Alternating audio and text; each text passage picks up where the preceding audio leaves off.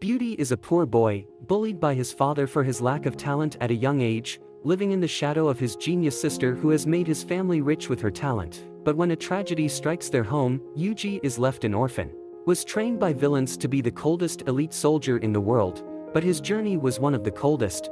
But he witnessed his parents always neglect him because he never made sketches of his sister Kazuki when he was young without talent. His father and his talent were impressed as famous artists allowed him to win many art competitions and sell his works for millions of dollars. His brother felt empty, so he became the only person who played with him and even taught him how to throw a ball. They spent time together and his sister supported him in everything that encouraged him to achieve his dreams. Powered up because he had great potential, the only thing that made him happy and inspired him to be like him, even the bad pictures he made, he appreciated them to give credit to his father, but continued to make fun of Yuji's work so much that Yuji destroyed his work in shame. One random day Yuji meets a strange man at his house and asks him if he wants a piece of chocolate in a fun box. His father calls Yuji a disgrace, but the mysterious man smiles slyly. As the years go by, Kazuki began to hide his talent and even cancelled it. He studied art in Paris. Instead he spends time reading manga with his brother. He says that he should do it to make friends rather than be alone for the rest of his life. He is the same as Yuji's father doesn't want him to be a different person and tells him to start working on making friends, while his occasional drawings became their family's only income. But their relationship with Yuji was deteriorating. His family went out to eat every night they left, but left him only cold bread. Had soaked the dry bread with water, which made Kazuki scream to eat some food in the fridge, but Yuji told him that his parents would be angry with him if he did. Kazuki grew sad and apologized. Even though Yuji was treated and yelled at his parents for misbehaving, nothing got better. His father continued to openly show his hatred, and when Yuji came home late and told his sister that he had been playing with him, his father was furious. To avoid exposure, his mother began to openly ignore him. His friend Kazuki wonders if it's a girl and says he's worried he'll insult his new friend. Kazuki gets jealous and yells that he needs to get her permission to be friends with girls, to which Yuji agrees, and he holds her hand and tells her that he will find the right girl for her in a day. Would like to bathe with him as normal brothers. Kazuki told him that brothers always do that and asked him if he kissed a girl before, like in the manga. Kazuki kissed her that day, and it's true, shared his love with him and taught him all kinds of things. Eventually he entered an ordinary high school and joined the basketball team to hide his extraordinary talents. His friends, they were like his pawns when he manipulated them.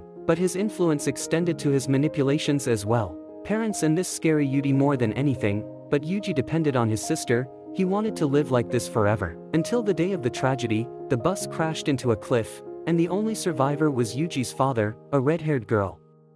Became depressed and turned to the bottle. His anger increased and his mother began to hide him every time his father comes home. The only thing Yuji remembers is hearing his father yell at his mother, and she accepts that he's sorry. He's been the worst father imaginable, so Yuji and his mother run away to a new home. Finally, he treated him like a normal son, enjoyed cooking with his hands, and even when they were away from their father, they felt like they were living in paradise. They found happiness together, but their peace did not last long. A year later, Yuji's father finally finds them again.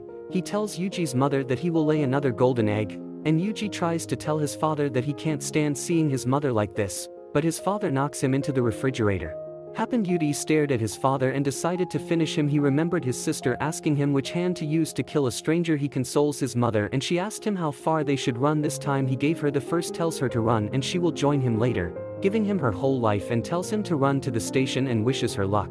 She does it without thinking. Yuji obeys her mother and runs to the station, but hours pass and Yuji home. On his way back he starts hearing ambulance sirens. When he walks into his house to find out that his father has been killed, he realizes that he will never be able to speak to his mother again after that day, and he wakes up later at the hospital, where only a letter from his mother left him, wondering where he went wrong, begging her for forgiveness and wanting him to continue living as an orphan. The mysterious man Ray becomes his bodyguard and dresses him up as his own started sister, but Yuji tried to ignore his annoying guard because he had walls where he could eat and sleep at night. But in one of them, Ray's guard came and was ready to disturb Yuji, but faced his doom. Was surprised by Yuji, who arrived, succeeds in doing so and congratulates him on defending himself. As he asks Yuji if Ray is crazy, Ray says he will turn him into a powerful weapon and sends him to his military compound to train him. The coldest soldier, and he happened to be Ray's favorite student, but this caused the other children to bully him. Only one person was kind to him. He dealt with and even saved a girl named Marlene who did not remember her past. His food, and the only person he thinks he can rely on is Ray. who goes by the name of Oslo on this island and even practices using real knives with Yuji, who teaches him how to lean on a knife and kill before he gets it. Everyone in the world was killed after he became his enemy, including his own family. Oslo brainwashed him into being his only ally. The day of the final exam came and his test was to kill the person standing in front of him. But it happened. No one but Marlene was ready to face him and started running towards him, punching him and knocking him down. His agility surpassed hers and his punches knocked him down. Even as he tried to stand up, he punched him and knocked him down.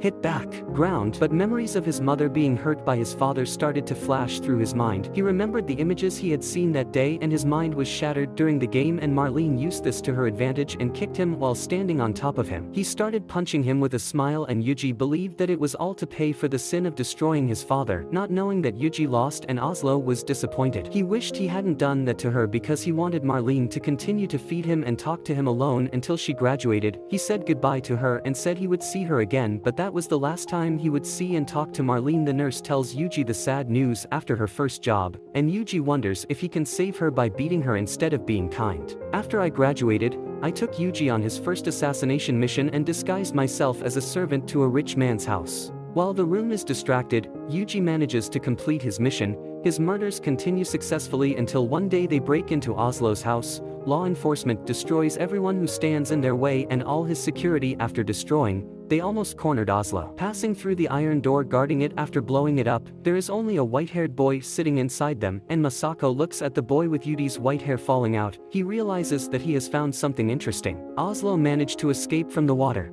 Asako decides to take Yuji with her to Japan, but JB decides to follow her because he has to supervise the two of them at the hospital. Asako tells him to get out of bed in the next 40 seconds and hits him on the head and continues to threaten him. JB begs her to be gentler with the boy, but Yuji has never seen kindness and doesn't know how to respond, so Asako treats him like trash and tells him to cut it off, saying that he will. Grabbed his face. From now on, inside her god's house, he orders her to change her dirty clothes, but what they see shocks them in their place, and her body is covered in scars and gunshot wounds, and she hasn't eaten in weeks. Seiko tells JB says he will bring drink food for them, but at the dinner table Yuji doesn't eat. Instead, when a fly comes he squishes it with his hand, stares at the fly, his mind freezes and screams in fear and throws away his coat. He sleeps at night to avoid throwing up in his disgusting house, and Asako, his mind dies, realizes that he is more broken than crying because he sees her with countless stab wounds from 2 guns and broken bones while she is bathing. Not alive. But the next morning Asako sits on top of Yuji and tries to force him to eat, promising to protect him as his god. But Yuji asks JB to save him. Asako tells him the dumb blonde tells Yuji to stop sweet talking because he's so lonely and stupid. He listens to everything you're suffering. JB tells Yuji to be tough, but he says he doesn't know what Seiko has prepared for him in the kitchen. JB takes a good look at the food and understands that it is so. Holding on to the dear plan, she ran to the bathroom faster than Sonic and spent the afternoon cooking for Yuji. Decides to eat it. Osako takes Yuji. He now has his own puppy to be his companion and tells him to take good care of him. A few months later, seeing him act like a real boy for the first time, and Seiko deciding to quit her job at the intelligence agency, JB warns her that she will be imprisoned or killed, and Yuji wonders if Lady that the reason he's changing Osako is because he's scared to death because he has to take care of Yuji. But he's also starting to lose his eyesight and can't be a good sniper anymore. He goes out at night and kills Yuji. Sees him staring in front of the stars and crying. Yuji continues to grow, and while running he remembers Asako's words in elementary school about running fast to be popular with the girls, because as he continues to grow, Osako in middle school says running is not enough. Girls are attracted to bad guys who can fight. He teaches her to be strong and to be someone who fights for the right causes instead of using her strength to hurt others. Use whatever it takes to win. That's why calls her dog to bite her. Finally she teaches him that warriors are only popular in high school and that girl only likes the smart people in high school. If it's for me. Masako buys her all kinds of books, whether it's mangoes, forces him to read, or tells him he'll buy everything after he reads it. Finds Seiko cleaning his gun while he smokes. Asks him if he's ever shot one of these before, and takes him to the desert the next day. First shot from 300 meters and misses completely, but he is determined to get it on the next shot, and Asako promises him a gift if he completes the target and hits the target, and Osako has an agent number for him, gives the number 9029. This sniper rifle will be Yuji's from now on, but he says he has to follow his own path without ever giving up. Yuji asks Seiko if he can call her his master since she wasn't a mother or a sister. The only thing his father has is he became a foreman in the winter. Football collects ammo for Yuji and they go hunting together. He targets a deer and the jacket tells him not to waste a single bullet because they are taxed. Costs money to the hunters, but Yudi freezes and can't pull the trigger. Osako realizes her weakness and doesn't blame her as she wakes up to the barking of Yuji's dog, which she encounters more than any other pack on a random day, but the bear finds it broken. Judy quickly runs to his bedroom and grabs his gun, but returns to find Johnny bitten by a bear. He aims to save his dog, but his mind prevents him from trying and he can't fire at the bear. The bear leaves. Yuji musters up the courage to go and get his dog back, a life of fear no longer stopping him from rescuing the one he cares about, so he runs over, ready to take aim, skids across the snow, and draws his gun, jams and fires. The bear notices and is ready to eat him alive, but Yudi stabs the bear hits him once, and the words to finish the bear off with a simple stick flash through Yuji's mind. Takes his eyes and points the gun down at the bear's head, and close up hears a rustling and he sees a pair of boys walking towards his dog because it is their food. Yuji wonders why his dog has become their food. He had another life that had nothing to do with him, and he screams in pain as he shoots, and he then comes back to the sack with his dog's collar and he asks him what happened. He couldn't kill the bear in the end and tells him no. No matter how hard he tries, it doesn't help. He hugs her to his chest and says it's good to spend the sunset buried in his dog's collar, and Yuji wishes he was as strong as a football and so he could die happy. Asako tells him that his life is just not a flimsy excuse, that he knows he can't kill anything until he dies, and he doesn't give direct orders, but reminds him that his food and shelter are provided by taxpayers. So for he owes to make sure he can protect them. In the old days, Asako tells him he can't die until he kills 10 enemies, but now he has to save 10. He tells him it doesn't matter if he's too weak to pull the trigger for himself, but he's someone else's. Several years pass and Seiko tells JB that he's done developing the plot,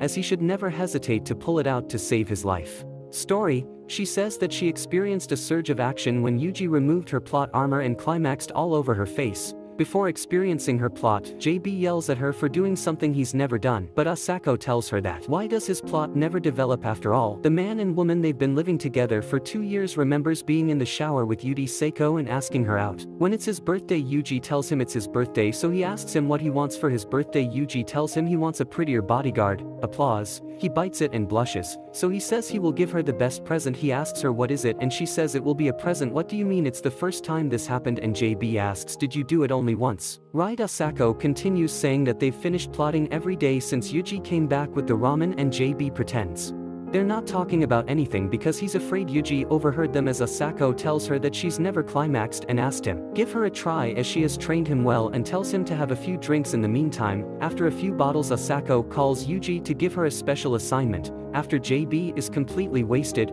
she wants Yudi to give her a good time. He takes her to the bedroom and won't let her go. He calls her by name, and instead of eating the meaty dinner she's cooking, he swallows her with his meaty gun. Since another few years pass and Asako's health starts to deteriorate. Eugene's hands shake every time she starts drinking and begs her to stop, because no matter how many times she asks if she's sick, she lies to him and says she's not. But he noticed something was wrong. His body began to zone out more and more, and his health caused him to miss work. The situation got so bad that he couldn't even answer the phone when he called, so Yudi had to pick him up from the other side, ordering Asako to respond to the current mission, invoking Article 9 and imprisoning her if she refuses due to her current health. Yuji begins his work a few days later. JB asks Asako why she is on site with him, asks if they're not talking, but Yuji insists that it's but Asako admits to her that she's not the one doing the job, his decision, because he'll one day return Saka to JB's worries. Once Yuji says he's obsessed with Osako's lifestyle, but Yudi insists that he can find meaning in his life.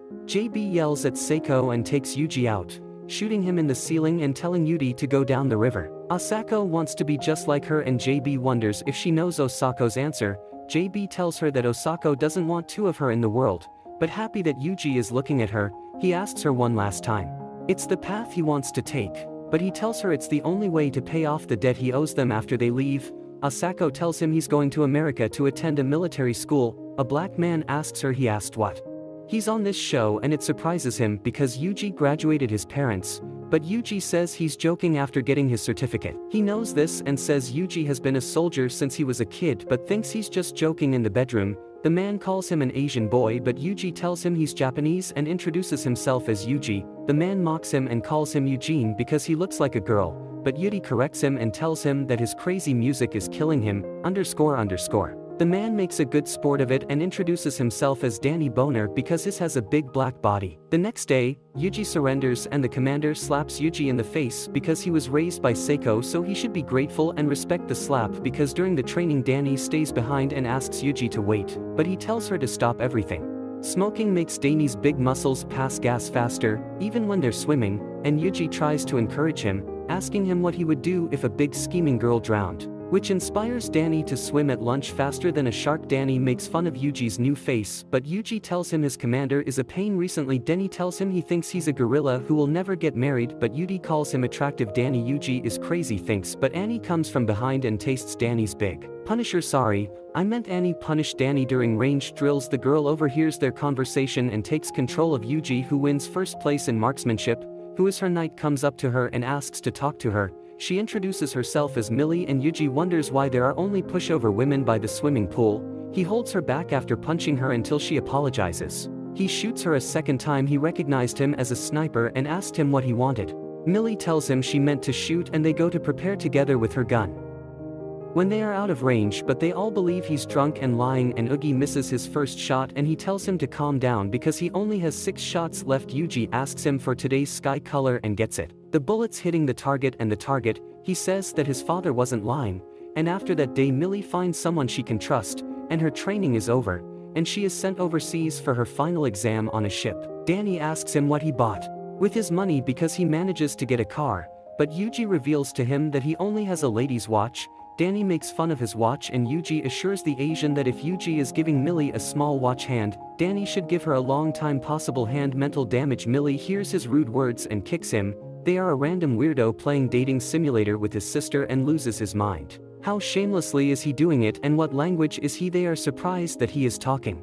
Yuji is cultured on the subject and he knows he should be a cultured Japanese man, and day by day Yuji orders him to do what he is told and builds up his confidence until one day he is placed in a real battlefield inside the forest. His squad includes an ex-car thief and a thug from Arizona, a poor girl who sold herself in the toilet, an anime otaku who wants her sister, and finally, a sniper who can't kill anyone. They were the most useless group in the entire army, but Danny interrupts his thoughts and asks him if he wants to eat that bird. Yuji takes aim at the bird and fires, but it starts vomiting. Talk to their acting commander in the field. Their days of setting traps began, but one night Yuji realizes that enemies are coming. When the battle starts, they take their positions and Yuji shoots to neutralize the enemy, but the dude after shooting his STS he vomits and continues the fight in the front lines as they wait for reinforcements, but Yuji begins to stir. His commander tells him to close his eyes and realize that his only family, his friends, with whom he spent all his time, may die,